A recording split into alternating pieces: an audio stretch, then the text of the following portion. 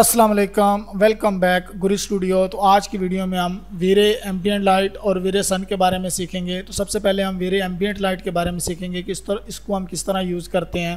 तो यहाँ पे मैंने एक सीन बनाया हुआ है जिसमें मैंने एक सिंपल वीरे प्लेन लिया हुआ है जो कि हम यहाँ से क्रिएट कर सकते हैं, और उसके बाद एक टी पॉट ली हुई है और टी पॉट के ऊपर एक वीरे मटेरियल जो है वो ऐड किया हुआ है। ये वाला मटेरियल हमने यूज़ किया हुआ है। इसके बाद आप अगर हम रेंडर करते हैं तो यहाँ पे हमारा सीन जो है वो बिल्कुल ब्लैक नज़र आएगा क्योंकि हमारे सीन में कोई लाइटिंग ऐड नहीं है। यहाँ पे मैं इसको क्लोज कर देता हूँ। सबसे पहले हम इसमें एम्बिएंट लाइट ऐड करते हैं। तो जस्ट आपने एम्बिएंट लाइट को सिलेक्ट करना है और यहाँ पे आके क्लिक कर देनी है तो आपकी एम्बिएंट लाइट क्रिएट हो जाएगी। अब हमने एम्बिएंट लाइट ऐड कर लिया है। अब हम अगर रेंडर करते हैं तो हमारा जो रेंडर है वो कुछ इस तरह से आएगा। अब हमारी लाइटिंग जो है वो बहुत कम है, इसकी इंटेंसिटी, क्योंकि हमने कैमरा यूज़ किया हुआ है। तो यहाँ पर जाके हम इसकी इंटेंसिटी को बढ़ा लेते हैं अराउंड 20। तो ये हमें कुछ इस तरह से दिखाई देगा हमारा जो है वो एम्बिएंट लाइट। इसके बाद अगर आप एम्बिएंट लाइट में आएँ तो सबसे पहले होता है अनेबल। आप यहाँ पे अगर हम इसको अनचेक कर देते हैं तो हमारी लाइट जब वो ऑफ हो जाएगी। अगर हम दोबारा से इसको चेक करते हैं तो हमारी लाइट ऑन हो जाएगी। तो यहाँ से हम अपनी लाइट को अनेबल और डिसेबल कर सकते हैं। उसके बाद आप नीचे आ जाए तो मोड आते हैं, यानी हमारी लाइट में कुछ मोड्स होते हैं जो कि डायरेक्ट प्लस GI है। तो ये हमारा बाय डिफ़ॉल्ट होता है। इसके बाद अगर आपको डायरेक्ट लाइट चाहिए तो आपको जो अंदर हमारी जो GI नज़र आ रही थी, यानी ग्लोबल इल्यूमिनेशन नज़र आ रही थी, वो नज़र नहीं आएगी। इसके बाद जैसे ही आप GI करते हैं तो आपको लाइटिंग नज़र नहीं आएगी जो आपके सीन में है, इन्वायरमेंट में है। आपको जस्ट GI यानी ग्लोबल इल्यूमिनेशन नज़र आएगी, जस्ट ये।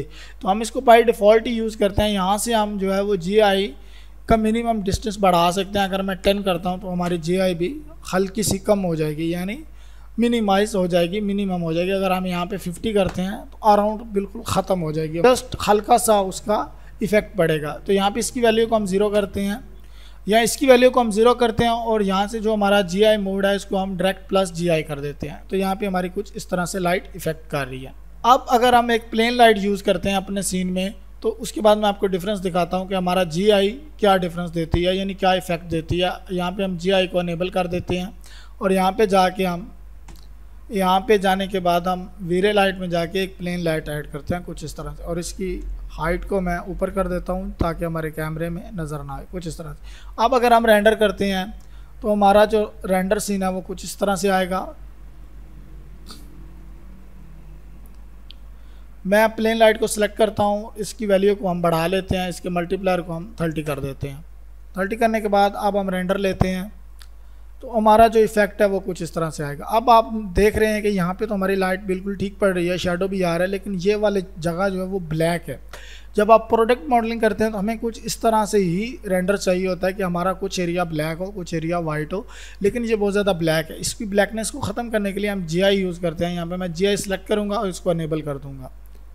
अब हम अगर रेंडर करते हैं तो हमारा रेंडर कुछ इस तरह से आएगा। आप देखिए आपकी जो ब्लैकनेस थी वो हल्की सी कम हो गई है। जैसे ही हम इसकी इंटेंसिटी को कम करेंगे, यहाँ पे मैं जाता हूँ और हम इंटरेक्टिव रेंडर करते हैं और यहाँ से इसकी इंटेंसिटी को हम 5 कर देते हैं, कुछ इस तरह से। आप देखिए हमारे पास जो है कुछ ब्लैकनेस आ रही है, यानी हमारा जो ब्लैक इफेक्ट है वो आ रहा है लेकिन कम आ रहा है। यहाँ से हम अगर 10 करते हैं तो वो थोड़ा और कम हो जाएगा, यानी फेडर हो जाएगा।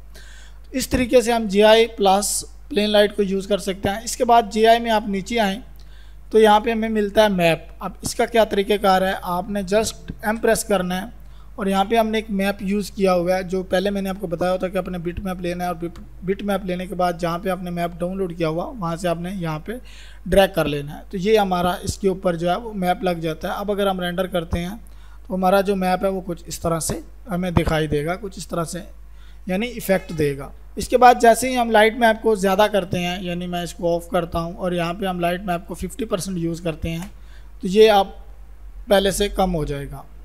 देखा अब बिल्कुल हल्का सा हमारा मैप जो है वो यूज़ हो रहा है। अगर इसकी वैल्यू को मैं 200 करता हूँ तो ये वो बहुत ज़्यादा इफ़ेक्ट करेगा। 200 नहीं होगा, मिनिमम मैक्सिमम हमारा 100 है और मिनिमम आप जितना मर्ज़ी कर सकते हैं वो है। इसके बाद आप नीचे आ जाएं, यहाँ से आप मैप को ऑफ़ भी कर सकते हैं। अब अगर हम रेंडर करेंगे तो हमारा कोई मैप यूज़ नहीं हो रहा, और यहाँ से हम मैप को ऑन भी कर सकते हैं। इसके बाद आप नीचे आ जाएं तो यहाँ पे एक्सपोज़र है, इसको अगर हम यूज़ करते हैं तो इससे हमारा एक्सपोज़र बहुत ज़्यादा हो जाएगा जो कि हमें नहीं चाहिए। हम बस सिंपली हम मल्टीप्लायर को ही कम या ज़्यादा करके अपनी लाइट को एडजस्ट करेंगे। तो इसको मैं फ़िलहाल क्लोज कर देता हूँ। यहाँ पे व्यू पोर्ट वाई कलर है, इसकी भी हमें ज़रूरत नहीं पड़ती। उसके बाद एक्सक्लूड है, अगर आप यहाँ पे एक्सक्लूड पे जाएं, यहाँ पे आप देखेंगे तो आपको इंक्लूड और एक्सक्लूड दोनों लिखा हुआ है, और यहाँ पे एल्यूमिनेशन, शेडो कास्टिंग और बोथ लिखा हुआ है। तो यहाँ पे हम बोथ ही सिलेक्ट करेंगे और यहाँ पे हम टी पॉड को इस बॉक्स में ले आएंगे और ओके कर देंगे। अब अगर हम रेंडर करते हैं तो हमारा जो लाइट का इफेक्ट है वो इसके ऊपर नहीं पड़ रहा, एम्बिएंट लाइट का जो इफेक्ट है वो इसके ऊपर नहीं पड़ रहा। अब आपको डिफरेंस दिखाने के लिए दोबारा से हम एक्सक्लूड में जाते हैं और इस जो टी पॉट है इसको हम इस वाले बॉक्स में ले आते हैं, इस वाले एरो को यूज़ करके। अब अगर हम रेंडर करते हैं तो हमारा वो इफेक्ट इसके ऊपर पड़ रहा है। इस तरीके से हम GI को यूज़ कर सकते हैं। अब हम सीखते हैं कि हमारी जो है वो वीरेसन हम किस तरह यूज़ कर सकते हैं। यहाँ पे अपने सीन को मैं रीसेट करता हूँ, ये हमने अपने सीन को रीसेट किया और यहाँ पे एक और सीन उसको मैं ले आता हूँ। ये हमारे पास चेयर का एक सीन है और इसको मैं ऑन कर लेता हूँ। ये हमारे पास एक सीन है जो मैंने तैयार रेडी किया हुआ है, और यहाँ से हम इस एंगल को, कैमरा एंगल को थोड़ा सा डिग्री में ले लेते हैं, कुछ इस तरह से। तो ये हमारे पास एक कैमरा ही लगा हुआ है और ये हमारे पास एक सीन है जिसमें हमने कोई लाइट सेट नहीं की हुई। यहाँ पे मैं इसकी वैल्यू को 70 कर लेता हूँ, थोड़ा सा हमारा सीन बड़ा हो जाएगा। अब अगर हम यहाँ पे रेंडर करते हैं तो हमारा जो सीन है, जो रूम है, वो बिल्कुल ब्लैक नज़र आएगा। उसकी वजह यह है कि हमने इसमें कोई लाइट यूज़ नहीं की हुई।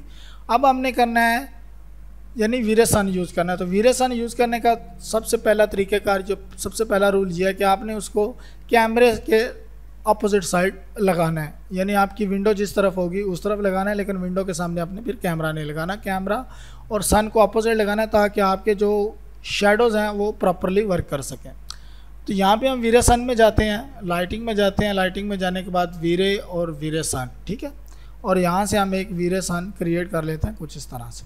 आपने ड्रैग और ड्रॉप करना है तो आपका वीरे सीन सेलेक्ट जो है वो सीन में लग जाएगा।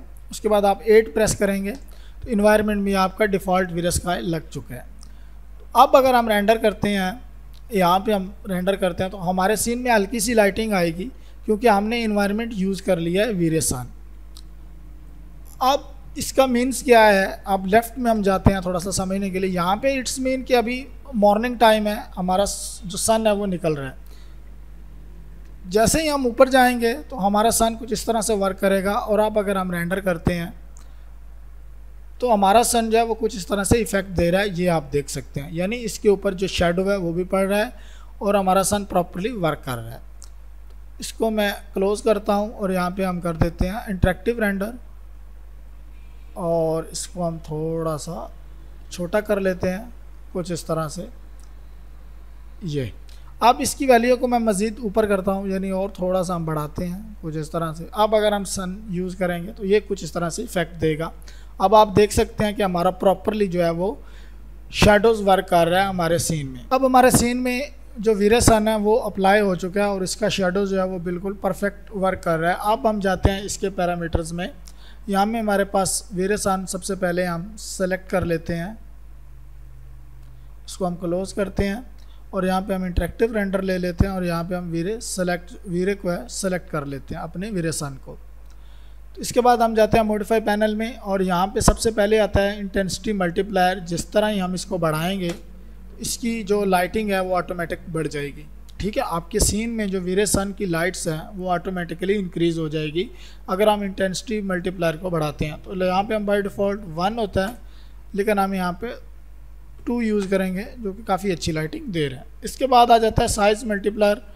अब इसको हम जितना ज़्यादा बढ़ाएंगे हमारा जो शेडोज़ हैं वो उतने ज़्यादा फेड होते जाएंगे, उतने ज़्यादा ब्लर होते जाएंगे। यहाँ पे इसकी वैल्यू को मैं 10 करता हूँ और अब आप देखेंगे तो हमारा जो शेडोज़ हैं वो हल्के से फेड हो रहे हैं। अगर इसकी वैल्यू को मैं 50 करता हूँ तो मज़ीद आप देखेंगे हमारा जो शेडोज़ हैं वो बिल्कुल यहाँ पे वर्क नहीं कर रहे हैं, हल्के से शो हो रहे हैं।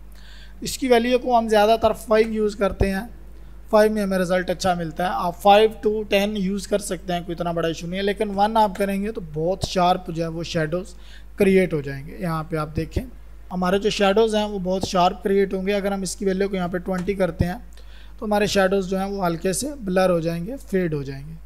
तो इस तरीके से हम इस वैल्यू को यूज़ कर सकते हैं। उसके बाद हमारे पास फ़िल्टर कलर आता है, यहाँ से हम कलर चेंज कर सकते हैं। उसके बाद कलर मोड में फ़िल्टर आता है जो डायरेक्ट है, ओवरराइड है, इसको भी हम यूज़ कर सकते हैं, लेकिन हम ज़्यादातर जो है वो यहाँ पे फ़िल्टर ही यूज़ करते हैं जो बाय डिफ़ॉल्ट होता है। उसके बाद RGB स्काई है, PRG, यही हम बाय डिफ़ॉल्ट यही रहने देते हैं, इसमें हम कोई चेंजेस नहीं करेंगे।